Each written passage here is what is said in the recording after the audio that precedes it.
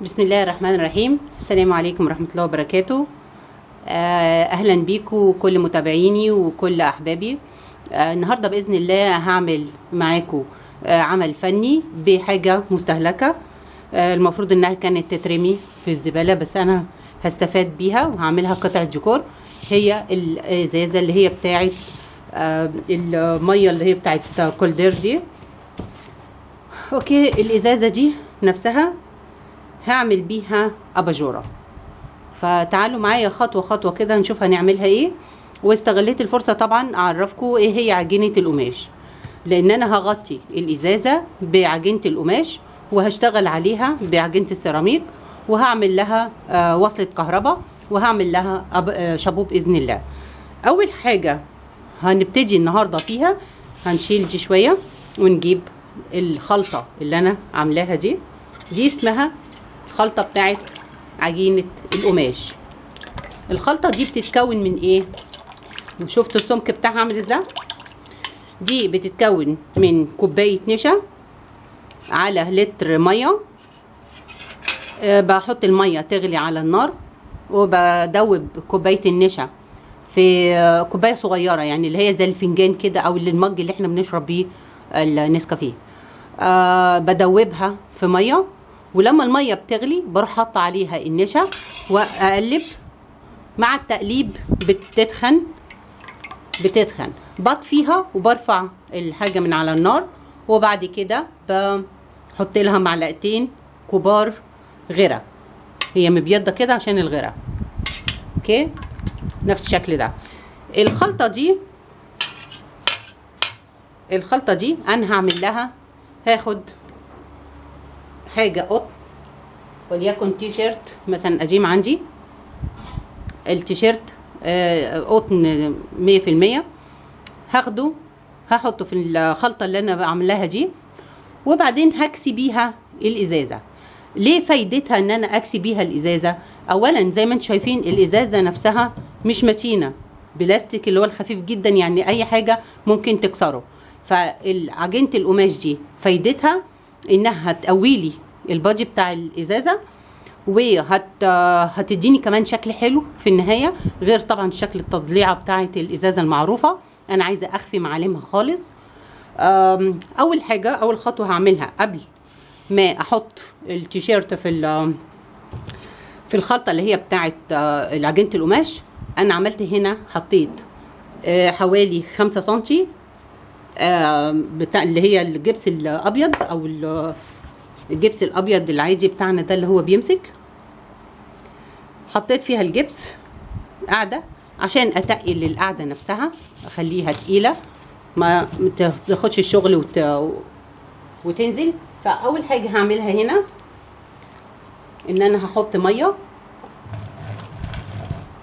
على، مش عايزه احط ميه كتير، هحط ميه على الخلطه اللي انا عملتها، وهبدا اعملها كده لغايه لما احس ان الجبس شرب الميه اللي عندي. مش عايزه احط كتير عشان ما ياخدش وقت في النشفان. اوكي، ومش عايزه اميل من ناحيه ومن ناحيه اخليها ما فيهاش، عشان تبقى كل التقل في ايه، في القاع كله.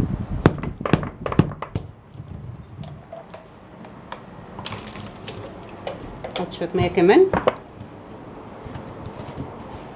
عايزه كل الجبس اللي جوه البودر يشرب الميه.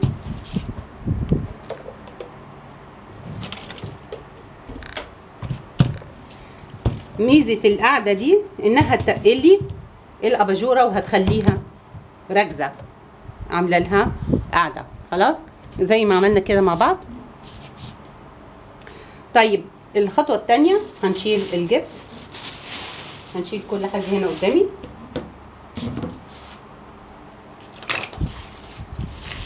لان انا هشتغل هنا في المكان ده، وهوريكم دلوقتي هنعمل ايه. ده الغيره اللي انا بستخدمه.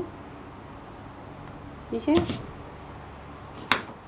طيب هنجيب الخلطه معانا، وهنجيب الازازه في وضع معين كده بحيث انها تبقى ظاهره لكم. اول حاجه هعملها، انا عامله قماشه مستطيله بحيث ان انا هلفها كده، هلفها بنفس الشكل ده، واعمل لها من هنا كده صحبه. والصحبه دي بقى هي اللي انا هشتغل عليها هنا. عجين السيراميك بوكيه ورد وطالع على هنا ونازل كمان على تحت. اوكي معايا؟ فتعالوا نشوف هنعمل ازاي. اول حاجه هبدا اخد القماشه اغطسها في الخلطه اللي انا عملتها، اشربها كويس جدا، احس ان كل قطعه فيها شربت الخلطه بالظبط زي ما انتم شايفين كده. وهاخدها اعصرها. عجينه القماش دي بيتعمل منها حاجات جميله جدا. ممكن احطها على صندوق، ممكن احطها على شابو، على اطباق، على فازات، على كل حاجه انا اقدر ان انا ازينها بنفس الشكل ده. ده شكل القماشه بعد ما عملتها. هاجي اوسطنها كويس جدا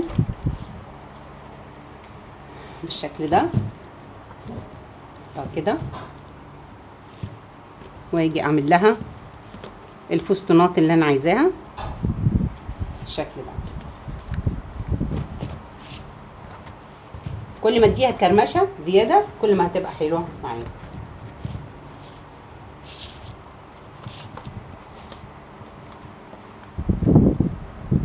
بالشكل ده.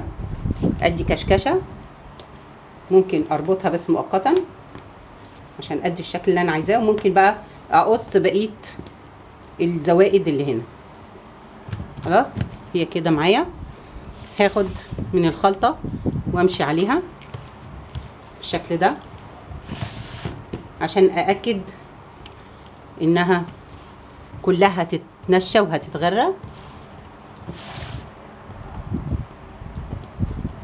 هنا اكشكش عشان اداري الخطوط اللي تحتيها، انا مش عايزه ابينها خالص، فهكشكش هنا قوي. ادي كشكشه بالشكل ده، ادي كشكشه كده. انا بحبها تبقى مكشكشه جدا، حتى لو عملت لها وصله ممكن اعمل لها وصله من تحت، بس المهم ان انا اديها اشبعها كشكشه بنفس الشكل كده كده اهو. وهاخد من دي بايدي واعمل عليها بالطريقه دي، اشبعها كلها عشان تنشف، هتبقى تديني نفس الشكل ده. هاخد بقى هفتح هنا، انا مش عايزه كلكعه، فهاخد المقص وهقص بالطريقه دي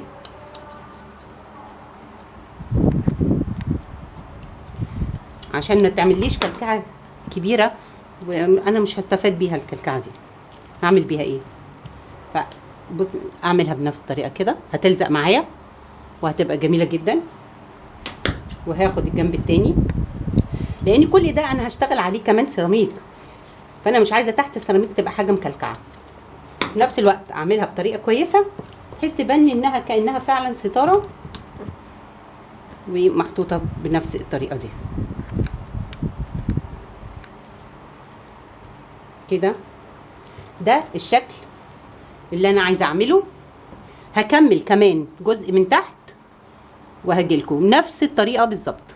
هقطع فانيلا وهحطها في الخلطه وهاجي اكسي بيها الجزئيه اللي تحت. انتظروني. دلوقتي هعمل الجناب. قصيت قماش تاني هعصرها وهبدأ افردها واعمل بيها الجزئيه اللي تحت واديها برضو نفس الكشكشه.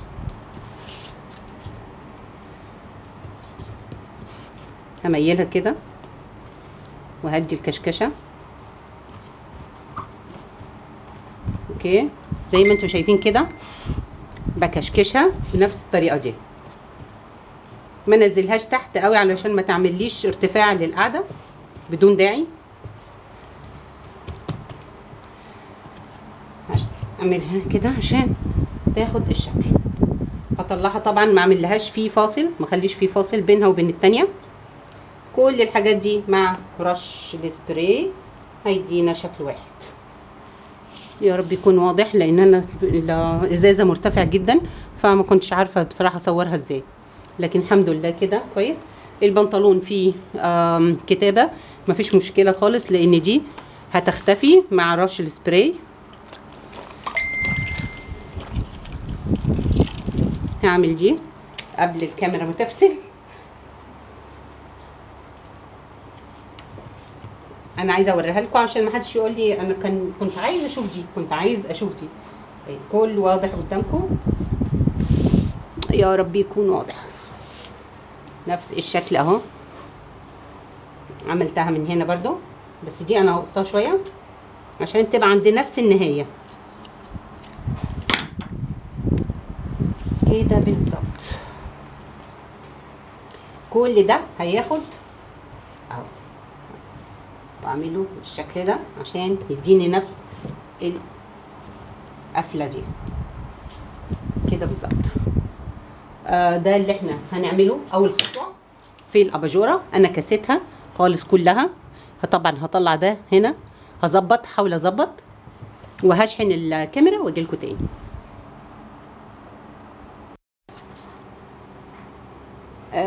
دي شكل الازازه بعد ما خلصت ونشفت. انا مميلاها طبعا كده عشان تظهر وتبان. دلوقتي انا عملت لها حاجه، عملت خلطه من اللون الابيض مع البني علشان عايزاها تكون زي لون الكافيه، لان انا طبعا انت لازم تخططي لكل حاجه انت بتعملي لها. تخططي كويس جدا. بص نشفت خالص، لازم تخططي لها طبعا. انا عايزه اعملها لونها كافيه، واعمل الورود النبيتي في ذهبي، في اوف وايت، في سيمون، في الدرجات دي عشان تليق على المفروشات عندي. يعني انا عايزه احطها في المكان ده، فهعمل لها الدرجات الالوان اللي تتناسب معاها. اول درجه هي الكريمي ده اللي هو اللي قصدي الكاكاوي، لون الكاكاو.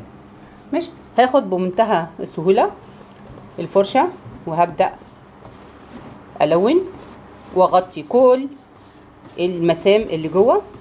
لو المسام دي ما تغطتش ممكن بجيب ميه وبمشي بيها بالفرشه بالميه، بتتغطى كل المسام، لان الخلطه دي تقيله شويه لان البلاستيك تقيل فمحتاج ميه. اوكي، هبدا الون بنفس الطريقه دي، وهحتاج هجيب ميه اطري او ادخل بقى السبونج الفرشه داخل التنايه دي عشان كلها تاخد لي اللون الكريمي اللي احنا قلنا عليه ده او الكاكاوي. اوكي، هكملها لان انا ماسكه الكاميرا، هكملها واجيلكم. خففت هنا الخلطه اللي انا عاملاها، خففتها بميه عشان الركنه بتاعت الميه دي هي اللي هتدخل جوه المسام. انا حبيت ان انا اصورها لكم وانا بشتغل عشان تعرفوا انها سهله، وان انا ممكن اغطي بيها كل الازازه. اوكي، نفس الشكل ده كده.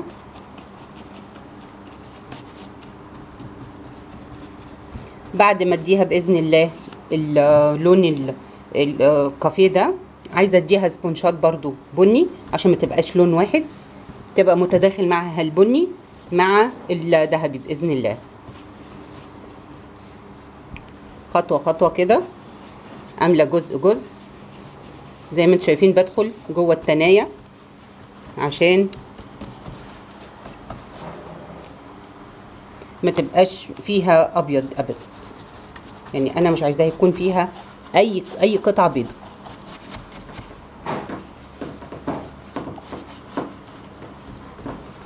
كده زي ما انتم شايفين بالظبط. وكل ما تبقى سايله ابدا احط في الاماكن المكشوفه عندي واملى كل ده.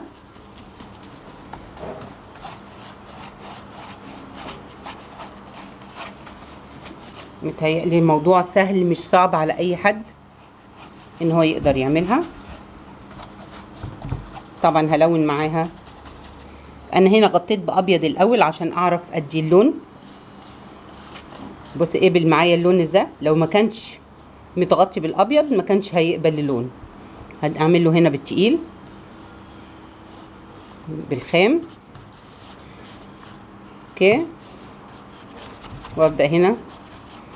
المهم لو قابلتني حته بيضه لازم اخد من اللي انا مزوداه ميه واحط عليها، وهسيبها طبعا تنشف. هسيبها تاني تاخد راحتها خالص في النشفان، وابدا اشتغل عليها نفس الشكل ده.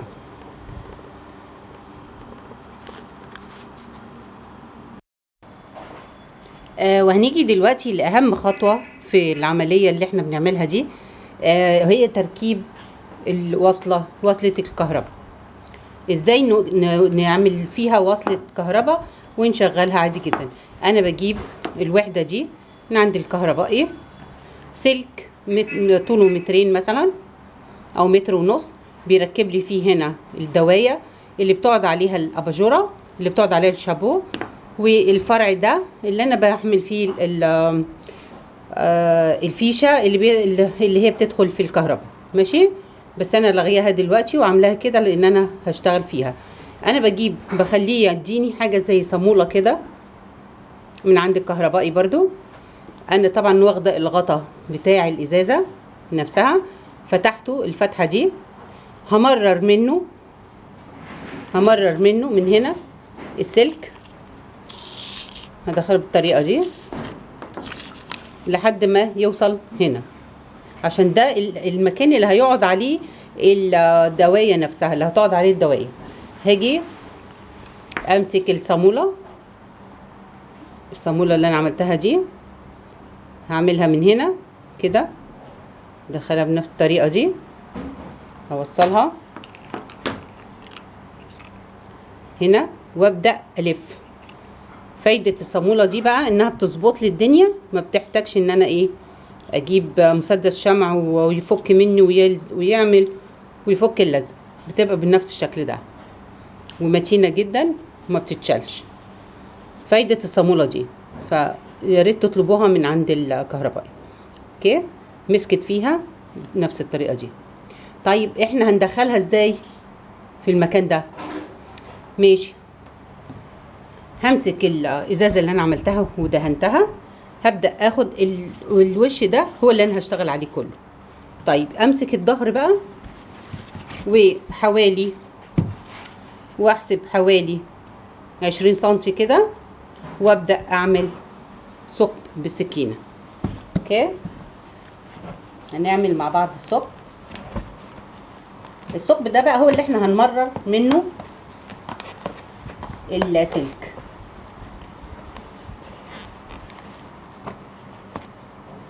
اوكي، حاولت بعمله بالسكينه،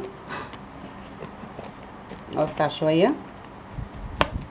انا بقول لكم ليه حوالي 20 سنتي، عشان ما اوصلش تحت عند الجبس، عشان ما اعملش عند الجبس اللي انا عاملاه تحت. ماشي، هي كده اتفتحت بحيث ان يتمرر منها السلك. اوكي، طيب هبدا اخد حبل زي ده وهدخله في الفتحه اللي انا عملتها،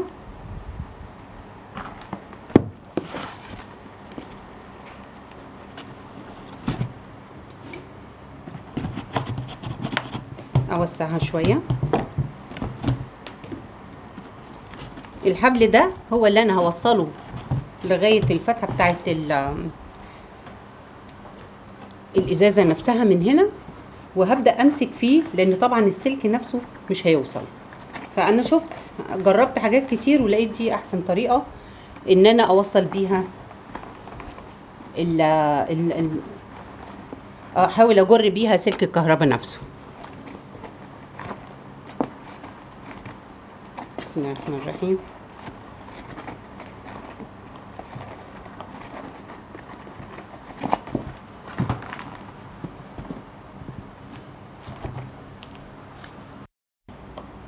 وحاولت ان انا ادخل الحبل من هنا وطلعته من بوز الازازه من هنا. طب هعمل ايه الخطوه الجايه؟ همسك السلك اللي هو بتاع الكهرباء اللي انا عاملاه الوصله، وهحاول اشبكها في الحبل بشريط لحام. ماشي،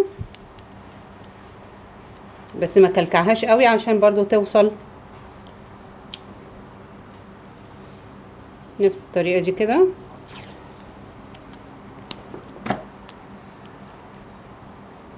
احسن حاجه الواحد شغال 7 صنايع كده كهربائي اهو. ماشي، وهبدأ بجر من هنا، اشد الحبل اللي انا عملته، ابدأ اشده، هيطلع لي من الفتحة من هنا اهو. شفتوا كده؟ طلع هنا بشريط اللحام والسلك اللي انا عاملاه. ماشي، يبقى كده العملية دي نجحت الحمد لله. وانا عملت وصلة الكهرباء، ووصلت من هنا عند بوز الازازة. هضغط عليها لان هو ده غطاها اساسا، وبقت كده وحدة الكهرباء واصلة من هنا وواصلة من الفتحة دي. طبعا هاخد شريط اللحام اللي انا عملته واشيله خالص من الحبل. الحبل ده فايدته ان هو بيوصل لي السلك للفتحه دي، لان طبعا مهما تحاولوا انك انتوا توصلوا له مش هتعرفوا خالص الا بنفس طريقه ايه، حركه السلك دي. خلاص. طيب هنا بقى اللي هنركب فيها الفيشه اللي بتتحط في الكهرباء. خلاص، يبقى كده احنا عملنا وصلة الكهرباء. فاضل خطوة التزيين. هنحضر حاجتنا ونيجي بإذن الله نبتدي نزين. وهنبتدي دلوقتي مع بعض عملية التزيين. أنا هنا حطيت شرايط سيراميك مكان الوصلات اللي أنا قلت لكم عليها بالطريقة دي. دي الإزازة نفسها. اوكي، هاجي اشوف هعمل ازاي بقى صحبة الورد اللي هي بعجينة السيراميك. هركزها كويس. انا عملت، نحطها كده. ماشي، انا عملت شوية ورق شجر من ده، عملت ورق شجر من ده، عملت ورود بنفس الشكل ده، وخليتهم ينشفوا عشان احطهم بقى. ابدا ان انا احط اعمل الشكل. الورقه الشجر زي ما انتم شايفين جميله جدا، عجباني، واخده نفس تاثيره ورق الشجر بالظبط. دي هقول لكم دلوقتي هي حالا بتتعمل ازاي وتديكوا شكل طبيعي جدا. الادوات برضو حلوه، يعني لما الواحد يبقى عنده ادوات برضو بتساعد. يعني مثلا دي قطعه، انا بفرد عجينه السيراميك وبقطعها، باخد نفس الشكل ده كده وببدا احطها هنا، ابدا احطها هنا وهي عجينه، واروح قافله عليها بالطباعه دي اسمها طباعه او بصامه، وبتاخد لي نفس الشكل ده وبتبقى شكلها جميل جدا زي ما انتم شايفين كده. ولما بتتلون بتدي تأثيرات ورق الشجر بالظبط. دي من هنا من قدام ودي من الخلف. اوكي، تعالوا بقى هنعمل ايه، نشوف هنكونها ازاي. هبدأ اشتغل بالغرة والفرشة. هاخد بالفرشة واحط كده في المكان ده، بس هاخد كمية بالشكل ده عشان تثبت لي الوردة كويس قوي وما تتهزش ولا تقع، لان الوردة كبيرة. انا عاملة كام وردة؟ عاملة 3 وردات 4 وردات. فحاول ان انا مثلا هحط دي كده، اثبتها شوية بايدي بالشكل ده. هحط لها ورقة الشجر برضو، لما الزق لها احط لها غيره، وابدا اعمل تكوين انا عملت دي الحاجات الرفيعه دي، الشرايط دي، عشان يقعد عليها ورق الشجر، انزل منها ورق الشجر. هي دي الغصون زي الاغصان يعني كده. وهبدا احط هنا الغيره واثبتها وادي شكل حلو، وارجع لكم باذن الله نلون. عملت التكوين زي ما انتم شايفين كده.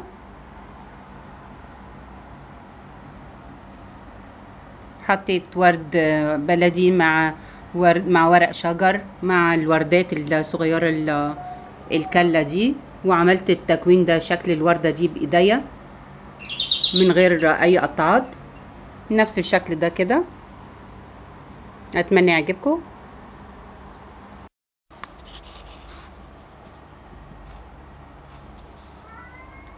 الازازه بعد ما خلصت حبيت اوريها لكم وهي محطوطه في مكانها.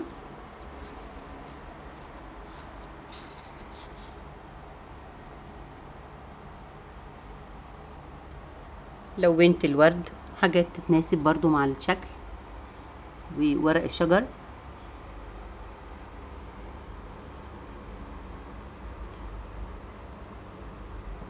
اتمنى طبعا الموضوع ده يعجبكم وتنفذوه.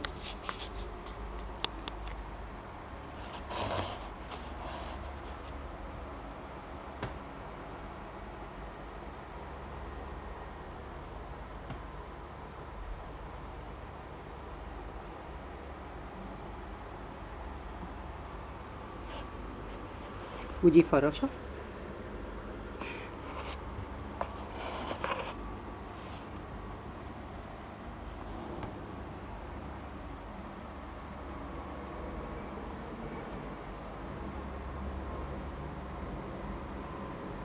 اتمنى طبعا تعجبكم، ويا ريت يا ريت يا ريت تنفذوها وتبعتوا لي تطبيقاتكم. هعمل لها شابو لونه اوف وايت، وتبقى متهيألي متناسبة يعني مع المكان. عايزة اشوف بقى كومنتاتكم ولايكاتكم بإذن الله.